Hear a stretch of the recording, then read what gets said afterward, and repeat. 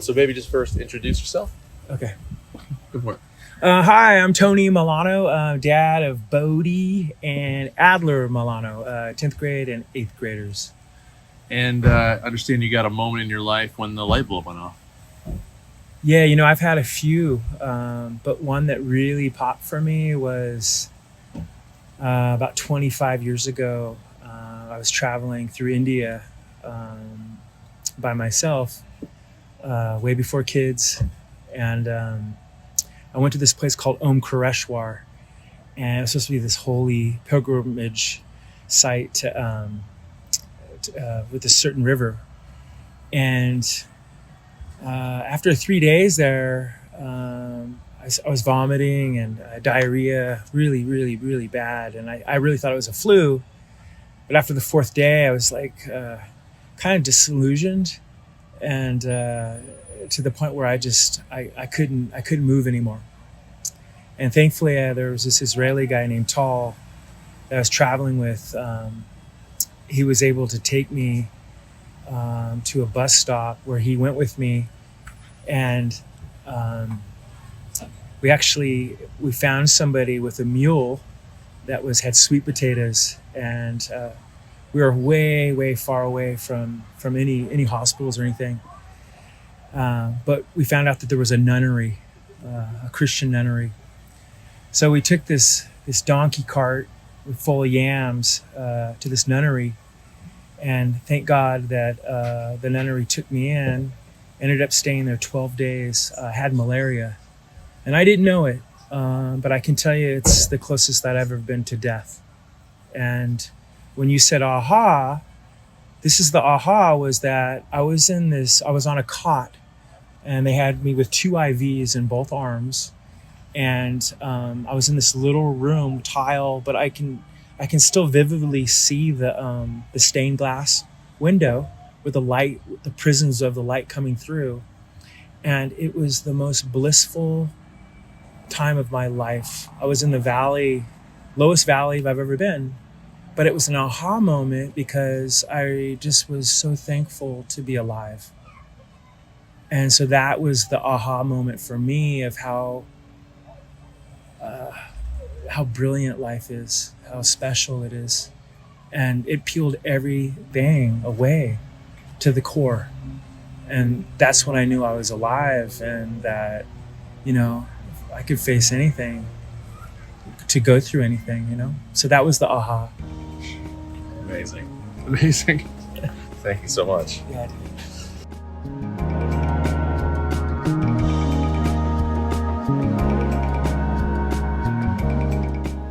From New Road School in Santa Monica, California, this is Village Voices, intergenerational conversations that cultivate an expanding curiosity about the world and its people. Episode 5, The Aha Moment. Hi, my name's Goldie. I'm in 7th grade. And go ahead and tell me about this time when you had your aha moment. So I'm an aerial dancer, which is basically, it's 2 long silk things that hang from the ceiling, and you do fun tricks in it and stuff. And so one time I was learning this new trick. It's called the Superman drop, and my teacher, his name's Sam, he was showing me it. I was just like, what? And it was very confusing. And so then he showed me one more time, and then I tried it, and it's very hard and very confusing, and I still need help to complete it. But I was just like, oh, that makes a lot more sense now. Yeah. And then I got it, and it was terrifying, but it was so much fun. What's your name? Eliette. And what grade are you in? 2nd. So maybe let's do that one. You say, my name is Eliette and I'm in 2nd grade. My name is Ayton and I'm 2nd grade. Right. Can you remember a time when you said aha and really realized that you understood something or learned something? Yeah, it was when I was in my Korean, and I just figured out how to say some words for the first time, and my teacher helped me learn so much. What do you remember learning the most? Maybe the numbers and the alphabet and just a lot of words.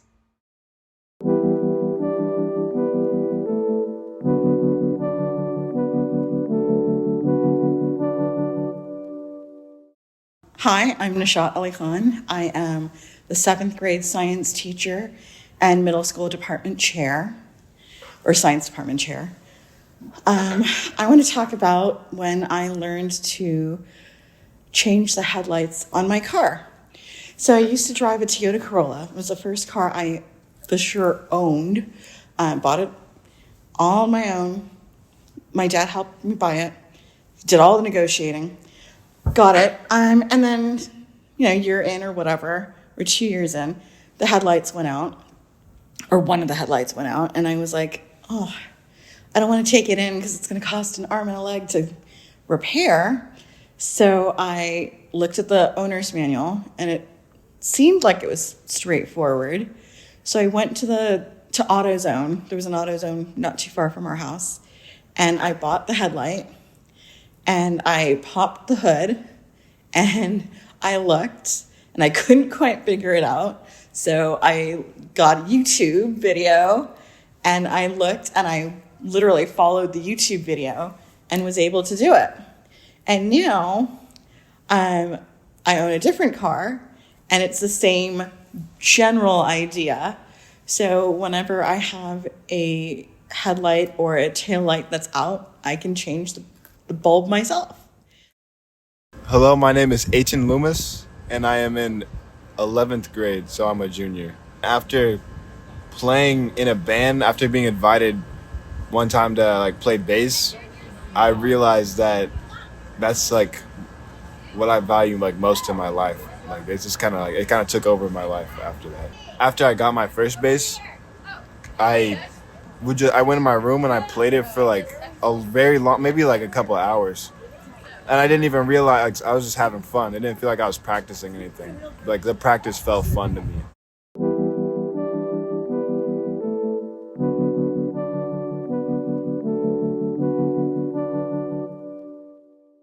Hello, my name is Marc Fellner-Erez, and I am a teacher in the Upper School Spectrum program. I teach film, drama, personal finance, and pop culture and society.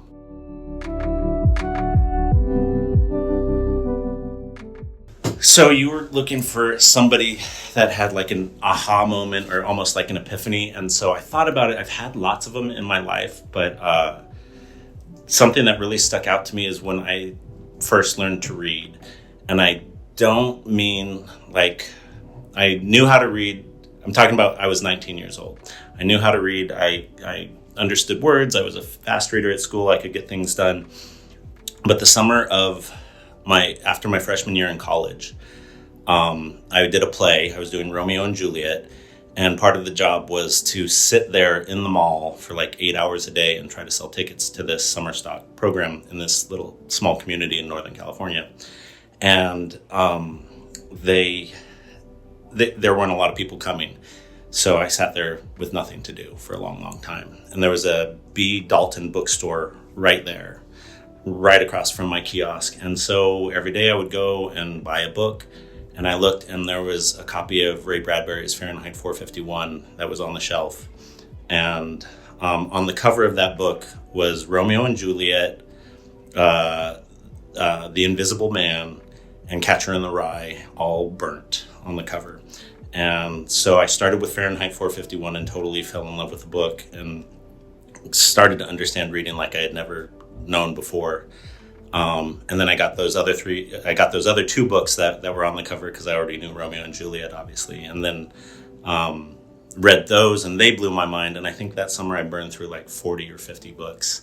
And it was after my freshman year of college where I had a ton of reading. But like I said, I felt like prior to that summer, I never understood how amazing reading could be and how you could do it just for fun and for your own personal growth. So that was my big aha moment. My name's Isaac. I'm in 8th grade. Yesterday was my birthday, and I was sort of thinking about at the end of the day how, today hasn't been very interesting. Nothing really eventful has happened on my birthday. And I did sort of have an aha moment with a realization that kind of it's not up to other people to make sure you have a nice day. You sort of have to take control of it yourself. Because if you want to have, a nice day, then maybe, that's up to you. That's in your control. You just kind of got to plan around it. I'm Sona, and I am the K through 5 science teacher at New Roads. And your aha moment? So my aha moment, many moons ago, when I was in a teacher training program, I was in one of my intro classes, and in that intro class, I had this moment of realization of like, oh my gosh, everything that happens in elementary school sets up the foundation for success in life. And not just like middle school, high school, college, but like those skills that you need to just navigate the world. And I remember, being in my very early 20s in my teacher training program, and this being just like a mind-blowing moment for me. I remember sitting in the classroom, and I remember the professor that I had, and I remember just the feeling that I had in that moment, and it just totally like refocused everything that I was doing. My name is Sydney. I'm in the 9th grade. And can you tell me about a moment when you went, aha, and just something clicked, you realized something? When it was close to the end of 8th grade, and the teachers were saying how like time is gonna fly by fast and you'll already be in high school. I wasn't really paying attention. I was like, oh no, that's not gonna happen. And then I'm like, whoa, like that's when I just realized, like, whoa, like I'm gonna be a high schooler. My friends are gonna be high schoolers. I'm not gonna see a lot of my teachers from middle school. And so that was like my aha moment. Like, oh.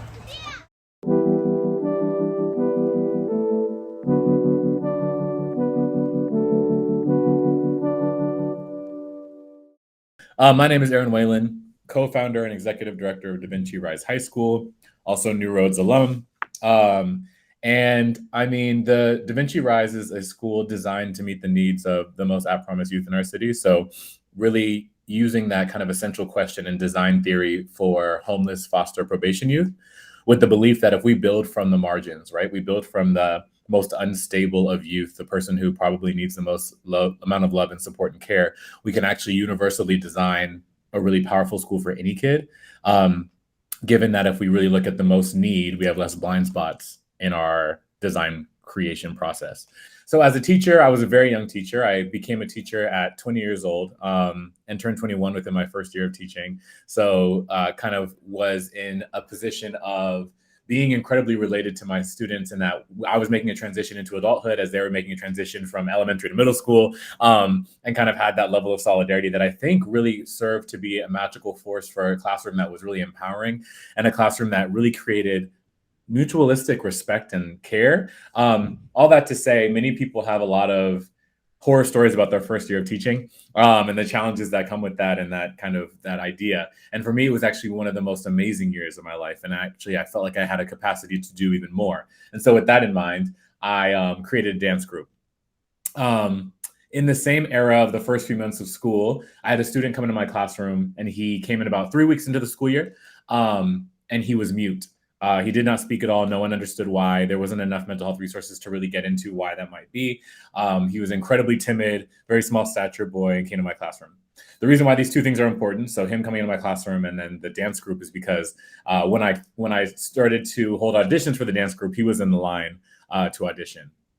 And so in that very moment, I got to see someone who verbally did not speak, say words and express themselves incredibly loudly through dance, and really just express who they were. And from that moment on, he began to murmur words, he began to speak, he began to share as he became the captain of the dance group. And so I got to see this person unfold by creating a safe space where they could practice their craft, which I think is the heart of what school should be. And ultimately, I found out later, as he kind of went through moments of inconsistent attendance, and I kind of began to, understand him, and he shared a lot more with me, that he was going through housing instability with his family, and didn't have any means by which to get to school because he was the oldest of siblings. So when they were homeless or going from couch to couch or from home to home, he was kind of the lead of the youngest. And so it was often priority that he stay with the students to create consistency at home, while his mother and sister were kind of out trying to figure out how to get themselves back on their feet. Fast forward about 5 or 6 months later, we've created a really strong relationship. He shares with me the kind of challenges that he's faced in his life. And he shares, amongst many things, that the reason he believes he went through that kind of temporary mutism, selective mutism, was because of his experience coming out at a very young age. Mind you, this was middle school, so he came out to his family when he was 9, and never questioned. It wasn't a question. He's one of the most confident kids I know, and it was a very confident statement. It was something that he knew would have repercussions of his truth having repercussions, and he, to this day, has never been anything less than 100% who he is. When that happened, his biological father sent him to Haiti, let his family know what he had divulged, and that led him to a series of different abuses and challenges that ended up him being in Miami with his grandmother at the time, or in Connecticut and then to Miami with his grandmother. So all of those circumstances, and then you can kind of fill in the blanks of all the challenges and the life-changing kind of abuses that were experienced, led him to be in my classroom as mute. As he began to, really like unfold and blossom within the space, even through housing instability, we became incredibly close. My parents from Los Angeles, I'm from LA, came to see me multiple times a year and began to get incredibly close to him as well. I asked his mom if we could house him, which is something you're never supposed to do. But I asked his mom if we could house him while they were going through housing instability, because I lived with the science teacher. So we both had an apartment with a fluffy couch and food in the fridge. And so I asked his mom if we could house him, and she said yes, teary-eyed, and really, felt, it could have went anyway. Legally, in schools, you're not supposed to do any of that, but I didn't know, I was young. And ultimately that created a unbreakable bond between myself and him, and just seeing him grow and blossom, and the love and the care that began to form with my parents and him was unignorable. It was beautiful. And so ultimately, I have adopted him. He's officially my son. I let him know that on graduation day in high school, this is obviously conversations in years by past, that I would have conversations with his mom as they continued to go through instability. But ultimately, once we had that conversation, let him know that on graduation day, I would make sure that was our signing day, and it was. But he is now social media manager. He works in movement direction. He graduated from American Music, Dramatic and Arts Academy. And he's incredibly successful and self-sufficient, and lives out here in LA. And we are still incredibly close to his family, his mom and his family. And I think that was the biggest aha moment of my life. As it started at 20 years old. I'm now 32. And so kind of seeing that process go forward, I see what just love, consistency, and care, in addition to education, can do when they're intentionally combined together. It can give someone access to self-actualization. It can give a community access to self-actualization, for whom many of them in their generational families have never had the ability to do.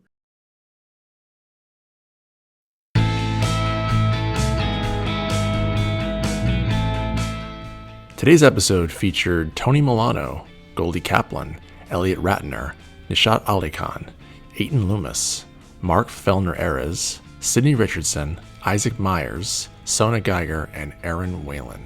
Music by former New Roads student Isaiah Brody, New Roads teacher Ruben Ramos, and Lo-Fi Retro Girl. Production by me, Dan Kearney. I'm also the 8th grade history teacher here at New Roads. Tune in next time for more Voices from the Village.